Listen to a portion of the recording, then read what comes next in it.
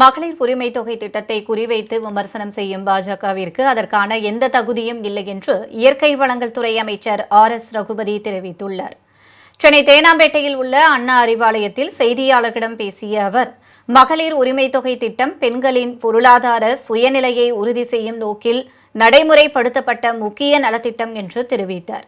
அரசின் நலத்திட்டங்கள் குறித்து உண்மையை மறைத்து அரசியல் நோக்கில் விமர்சனம் செய்வது ஏற்றுக்கொள்ள முடியாதது என்றும் கூறினார்.